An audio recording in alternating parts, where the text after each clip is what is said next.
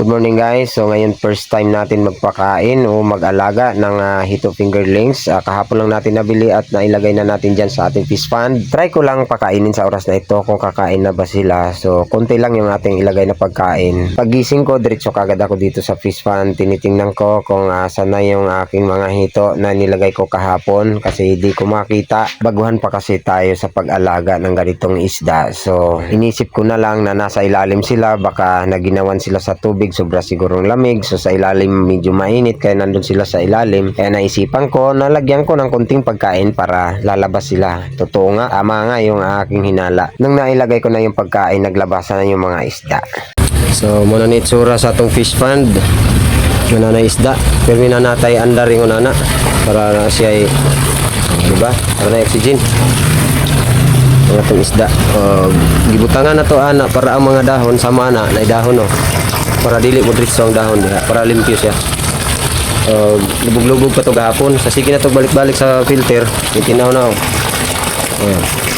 pilahin na yan tubig. So yun ani ang plastada ani diri sa ubos o sa taas kung atong lantawon. So mo ni makita sa atong fish pond diri sa babaw. Kaya gibutangan na to na para ang mga dahon dili mo dito sa atong fish pond. Diba?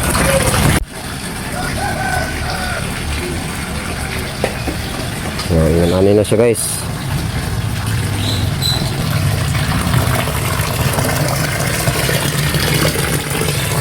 Hindi na to sila makita kaya gibugnawan sila sa tubig, na sila sa lalom ganihan igawas sila nga gipakaon. Dako ra kanya to ang fish pond guys, gamay ra man atong ibutang. So dili gid kay nato sila makita kung di ta magpakaon ay panalagsaw.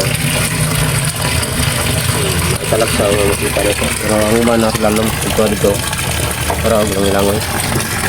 Gagmay pa mong god. So ato gid siyang gibutang ginani. Ang tubig gani. Ang tubig gani. Diyan nato gisulod. Gawas diri sa pinakailalom, so na siya kuan diha marag 3, and then musket, then uling taman diri uling. So ang tubig nga mosaka diri mo na gawas din na. So dili kayo daghan og gibutang ning atong filter uling lang ug musket o pum. Ang pinakalas gid ani diri pum, pero ang pum wala kabot diri ra kutob ang pum. Ano guys, wala na to gipuno og tubig kay gagmay pang isda. Nya nagbudag ko na sila. Tama na dito sa atong kuan exit. Tama na dito sa atong kana PVC nga na diha. Tama diha ang tubig kung mudag ko na sila.